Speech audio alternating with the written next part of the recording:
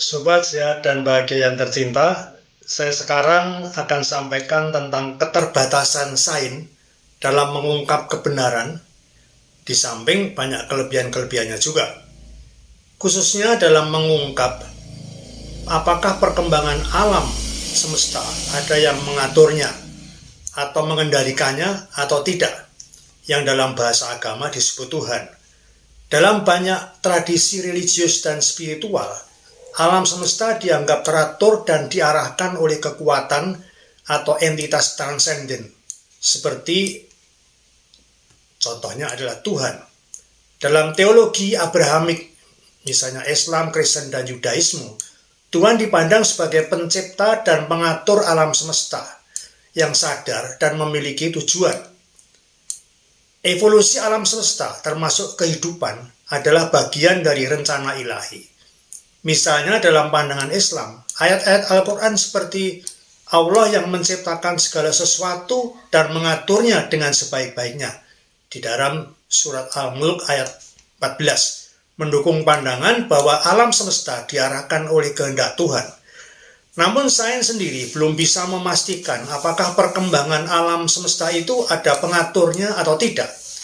Dari sudut pandang ilmiah, evolusi alam semesta terjadi melalui hukum-hukum alam yang mendasarinya, seperti gravitasi, elektromagnetisme, dan mekanika kuantum. Tidak ada bukti ilmiah yang menunjukkan bahwa ada kekuatan eksternal yang mengontrol atau mengarahkan proses ini. Alam semesta diperkirakan berawal dari Big Bang, sekitar 13,8 miliar tahun lalu. Sejak saat itu, evolusi alam semesta mengikuti hukum-hukum fisika.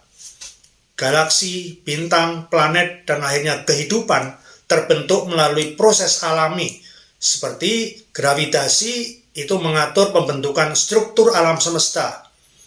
Kemudian karena adanya reaksi nuklir dalam bintang, itu akan menciptakan elemen-elemen kimia. Dan karena adanya proses evolusi biologi, itu akan menghasilkan kehidupan.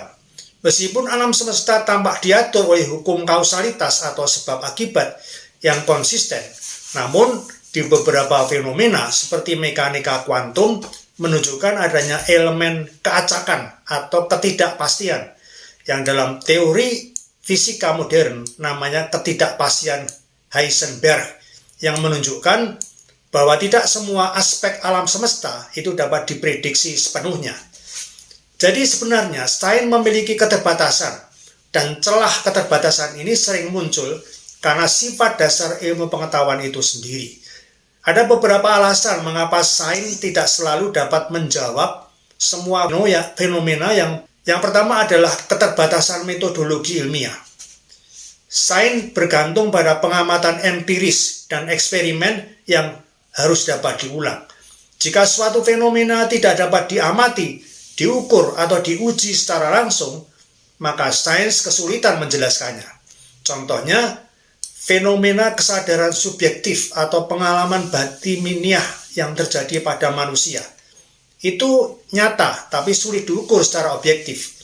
Bagaimana pikiran muncul dari materi yang berupa otak itu adalah salah satu misteri terbesar dalam ilmu pengetahuan.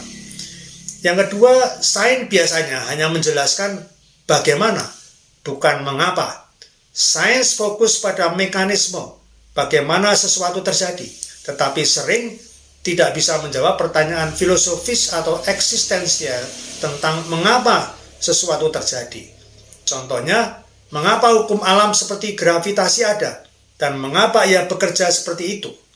Sains belum bisa menjelaskan mengapa hukum alam seperti gravitasi, elektromagnetisme, dan energi kuantum bisa ada dan mengatur alam semesta. Ketiga, keterbatasan instrumen dan teknologi. Sains bergantung pada alat dan teknologi untuk melakukan pengamatan. Beberapa fenomena mungkin berada di luar jangkauan teknologi saat ini. Contohnya, di alam semesta ada materi gelap dan energi gelap yang membentuk lebih dari 95% alam semesta ini. Tetapi sifatnya masih belum diketahui oleh sains. Beberapa fenomena bersifat terlalu kecil, misalnya di tingkat kuantum, atau terlalu besar, seperti struktur kosmos. yang sulit untuk diukur dengan presisi. Yang keempat adalah kompleksitas dan ketidakpastian yang terjadi di alam semesta. Beberapa fenomena seperti iklim atau interaksi biologis dalam tubuh manusia sangat kompleks, sehingga sulit untuk dimodelkan secara akurat. Prediksi cuaca memiliki batas akurasi karena ada sifat chaos teori dalam sistem atmosfer. Dalam teori mengenai fisika kuantum, ada ketidakpastian dalam mekanika kuantum. Ada batas fundamental pada apa yang bisa kita ketahui. Contohnya pada teori prinsip ketidakpastian Heisenberg yang menyatakan bahwa kita tidak bisa mengetahui posisi dan momentum suatu partikel kuantum secara bersamaan sebelum dimulai pengukuran. Yang berikutnya, banyak fenomena alam yang belum diketahui. Banyak hal di alam semesta yang belum ditemukan atau dipahami karena keterbatasan pengetahuan saat ini. Contohnya, misteri asal-usul kehidupan atau apa yang terjadi sebelum Big Bang. Sejarah menunjukkan bahwa banyak hal yang dulunya tidak bisa dijelaskan, akhirnya dipahami dengan perkembangan sains. Contohnya, listrik dulu dianggap mistik sebelum teori elektromagnetisme ditemukan. Pertanyaan seperti keberadaan Tuhan, tujuan hidup, atau apa yang ada di luar alam semesta berada di luar domain sains karena tidak dapat diuji atau diverifikasi secara empiris. Sains tidak memiliki alat untuk menjawab pertanyaan ini karena pertanyaan itu melibatkan nilai-nilai atau keyakinan. Jika ada fenomena yang benar-benar di luar hukum alam yang kita pahami, maka sains belum pernah bisa menjelaskan fenomena tersebut. Pengetahuan manusia dibatasi oleh cara otak kita bekerja dan bagaimana kita memandang dunia.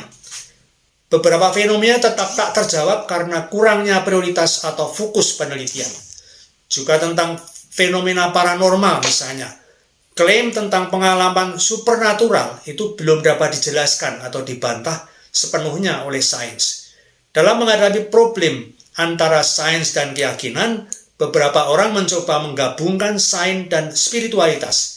Misal, pandangan panenteistik, bahwa alam semesta adalah bagian dari Tuhan, tetapi Tuhan juga melampaui alam semesta. Kemudian ada keyakinan bahwa kesadaran universal bisa muncul dari hukum-hukum alam dan menjadi arah yang mengarahkan evolusi alam semesta. Ada juga mengenai pandangan deistik, di mana Tuhan dianggap menciptakan alam semesta dan hukum-hukumnya, tetapi tidak campur tangan langsung setelahnya. Alam semesta berkembang sesuai dengan hukum-hukum yang telah ditentukan tanpa intervensi langsung. Karena itu, perdebatan tetap terbuka. Sains menjelaskan bagaimana, tetapi tidak selalu bisa menjawab mengapa. Pertanyaan ini oleh sains bisa jadi tidak pernah memiliki jawaban yang pasti. Karena itu, perlu dibantu dengan pandangan pribadi atau kepercayaan seseorang yang didasarkan pada pandangan agama dan filsafat.